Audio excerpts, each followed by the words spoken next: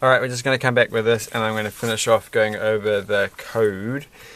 So just a reminder, so this was, I'm going to call it, it should have been called a Tug of War Game. I sort of realized after I made the video and everything that makes a bit more sense because you're trying to pull it to one side. So there we go, it goes like that.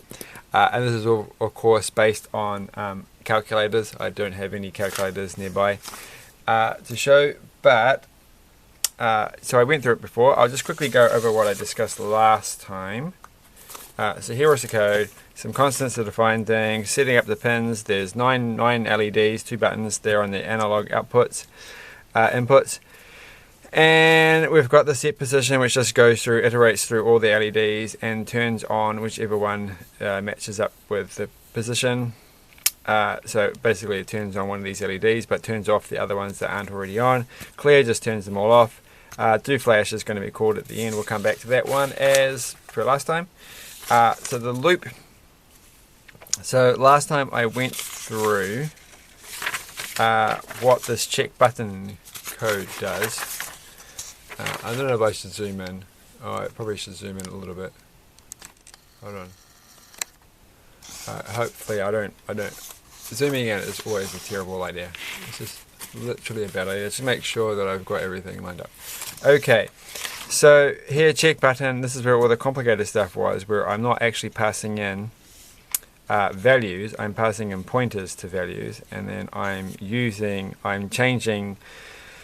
So here this means when you have it as part of the declaration, it means I want the start, the asterisk means this is a pointer to something, and when you have the asterisk down here, it means change the value at the location pointed to by this variable. So I'm going to go through actually and later on and do another video just specifically about pointers, and also how this could go terribly wrong if you try and do this trick like I've done here, because that's kind of important. It's not the kind of thing you really should be doing very often.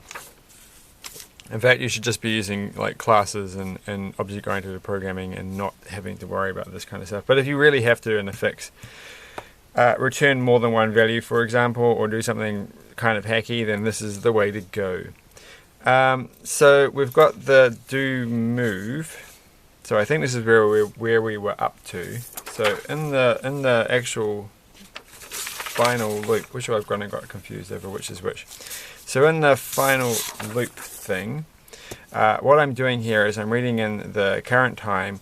Basically, I'm going to keep doing this loop over and over again in here, but it's going to go as fast as it possibly can. So there's no delays in here, and I am just checking the buttons all the time.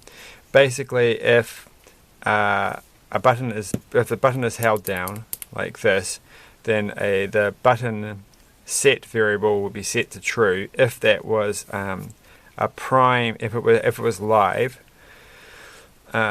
So there's two different variables. There's the live and there's the set. That's what I've called them. You're really caring about when things are set. So things can become set when it is live and the button is pressed and the other button is not pressed. That's what the check button stuff was doing yesterday. And the only way things can become live when they've stopped being live. So they stop being live when it becomes set, but it can only become live again when you let go of the button, and that sort of gives the behavior where you hold down like that and nothing happens. But if you hold it down and you press the other one can go in the other direction. It doesn't interfere with that operation. So that's kind of the point. I'm doing this because I think this is going to have some connection with how I'm going to do it with logic ICs. If that makes sense. So down here we're going to go check for the move pulse. So basically I read in what the current time is. So remember, we're doing this over and over again, so eventually this is changing. We've set the update time at the very top. We've based it, first off it starts off as the current time, and then we add in the update time, which is current speed here. So this will be, so say that the current time was 100 and current speed is 10. Then our next update time will be 110, and so this will keep going around until current time becomes 110 basically. So 10 milliseconds later on. So even though you've done this bit of code many times in those 10 milliseconds, it's only when you get down to here and that you've actually had 10 milliseconds progress that you'll actually do the do move code. And so again, we're doing the same kind of trick we did with the check button, where we're not passing in values except for max position, which is just so I don't have to do -1 all the time. It's just kind of a silly way of doing it, but max position over here is the LED counts -1 because we start at 0, so the last LED is actually number 8 because there are 9 LEDs, so it goes 0, 1, 2, 3, 4, 5, 6, 7, 8. So I'm passing in the actual value of that, but in the other cases I'm passing in the location of those variables. So we'll do the move on. We only do the move, the actual resulting move of the LED or the position that we're at on that one little time when the current time reaches the next update time. And then, of course, so not of course, but what will happen then after we've done the move is that we'll change the update time to be the current update, the current the current time plus the current speed. So if this was, as I said, starting off, it was 100. The current time is 110. Speed is a 10. So the next update time is 110. We go through, and then next update time will become 120 because it's 110 plus 10. And then the next time through the loop, it will be 130, and so on and so on and so on. But the loop again, just to really push it through, is going through many more times than just like that. So in those 10 milliseconds, we're doing the loop more times. Just before we come, actually, we'll come back to that in a second. So the things we're passing in is the lower set, a pointer to the lower set variable, a pointer to the upper set variable, a pointer to the game over variable, and a pointer to the position variable. So we'll just go check what this do move function is actually doing. So this is the important last bit.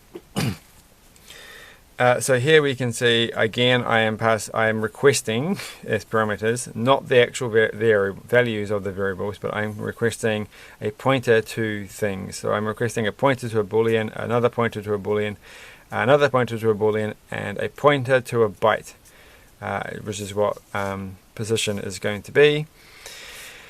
And so here we're saying if the value at the location pointed to by lower set, so basically we're saying if lower set is true, then, sorry, I just had things fall off the top of the stuff. Something else is going to fall off any minute now. It's one of those days, something fell off my vastly packed shelf up the top, and then they all start falling off. It's just crazy.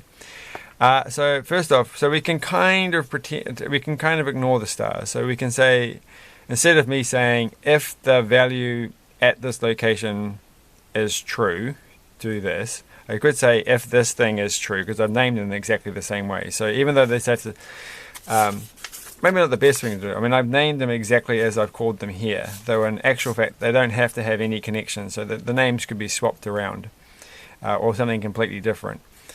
Just because they have the same name isn't relevant here because they're in a different function, and these are just parameters to the function, so they're only local to the function, the actual names. But for convenience, they are in fact the same names as the variables in the main loop.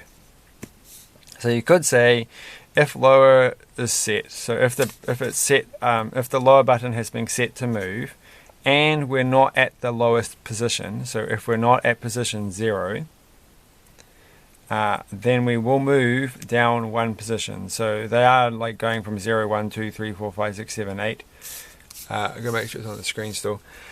So it's going downwards. So we can, if we're going to go for the lower button, then we will move lower, and then we will set that position to the value pointed to by position. So in all these cases here, I mean, you could have been a little bit neater and tidier and used a local variable here, because every time you do this, it has to do more code. It has to do more stuff. It has to read in the variable and then do other things. So if you want to do something really efficient, you probably wouldn't do it 3 times in a row.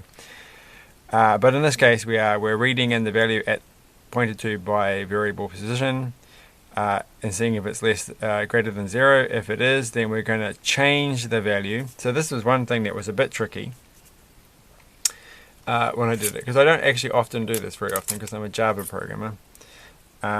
So Java or an assembler programmer once upon a time. And so this is all like, oh, I don't really know how this is going to behave. But you have to be careful when you use like the minus minus. So minus minus just means subtract 1 from that thing.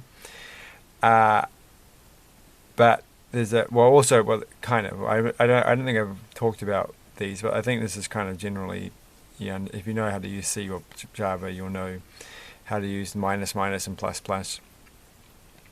But they work a bit funny when you're working with pointers. So if I didn't have the brackets, it would actually change the value of the memory location. I think is how it worked out. It wasn't doing what I was wanting. So it will read in the value of the position and then subtract 1 from that variable. But that variable represents a pointer to something. So it's actually subtracting 1 from the pointer to, so from the memory location that's pointing to, which is not what you want to do.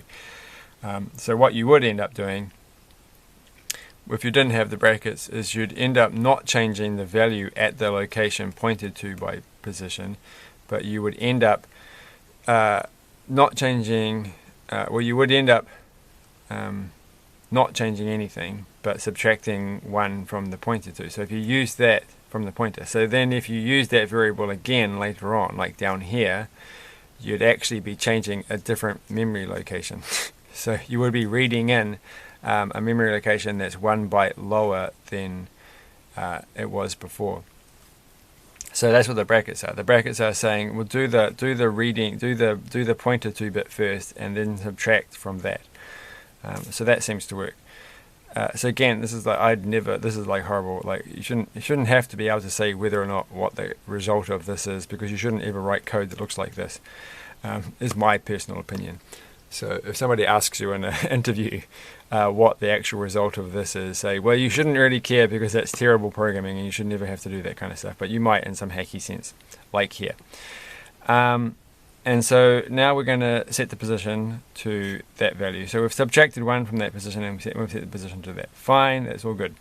But what will happen now is there's one more thing though, that if you have got the lower set to be moved, and it turns out that this is not true, and the only way this is true is if position is actually currently 0. So if it's not true, we go to the else, and then the else says change the value at the location that game over points to be true. So that's basically going to change game over in here in the loop code to be true. So that will come into play with that while loop, with the while not game over. So game over will now be true, so the loop will actually stop because of that. And so you've got that, and then you've got lower set is set to false. So basically all of this code here is just about the lower button to make it go lower. So that probably should just have been actually in this part of it doesn't really matter where this bit goes. It could go here or it could go here. But that's just saying, well, you've now moved that, so we're going to change that. So we're going to say that lower set is now false, and so it's no longer set. So that gives you the action that you move once and that's it. You have to let go of the button and then come back to it. We'll go through it again, and this is exactly the same code, but for upper set. So if the upper button has been pressed, is set up to be moved, basically, and we're not at the max position yet, then we will move up 1 position and just update the display of the LEDs.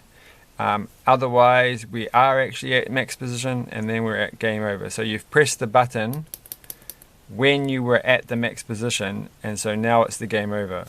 So you could get to the max position, or you could get to position 0, but then you have to press the button one more time in order for it to become game over. And then we also exactly the same. So these two bits of code mirror each other. Now the important thing to remember here is that when game over equals true, in this case here, position is 0. And when game over equals true here, then position is max position. So game over will be set either when we're at this LED or when we're at this LED. And that just leads into the last bit of code, which is this here. Right, so we've done this, we've checked this, we've called do move. Let me make sure it's in the right place. It is. We called do move, we change the update time, we come down to here, we go back to the start of the loop, but now we've got while not game over, and we got to the end and we pressed the button, and so it is game over thanks to do move. It went and changed the value at that location, which was this variable here. And so we won't do this loop again, and so we'll come down to here, but just remembering what I just said, when game over becomes true, position is either here or it's here. So it's already set up. So we know that position is going to be one of those two locations, and that position also represents who won the game. So then I just do what's it called? Do win flash at the current position, passing in the value from the position variable, and that will make it flash where it's supposed. You can't quite see it, but it will flash where it is. So I don't have to worry. I haven't gone any further. So I never changed position to be like position 9 or 10 or something. I never changed it to be position -1 or whatever. Well, it can't be -1. It has to be 255 because it's an unsigned byte. So that will make that work. So, and the last bit was, what does do flash look like? I don't know if I really have to go over it. It's kind of a simple. Where is do flash?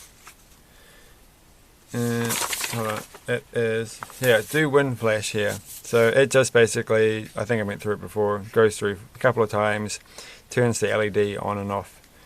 So set the position, clear the position, set the position, clear the position, and so on. And that makes that. And that's basically how the code works. So I hope that made some sense.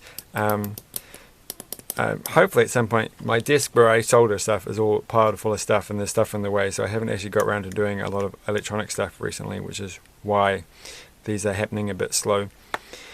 But hopefully that will be fixed real soon. I might actually solder up a basic version of this just for fun of it. But the next time we're going to go and we're going to look and just having about 3 LEDs and seeing if I can get the LEDs to react to buttons and go backwards and forwards in the way that this kind of does, and we'll build from there to try and build the game. The logic circuits, but we're also going to play with some other LEDs, not LEDs, ICs. In fact, another little sound IC which I just picked up, which will be fun. So thanks for watching, and bye.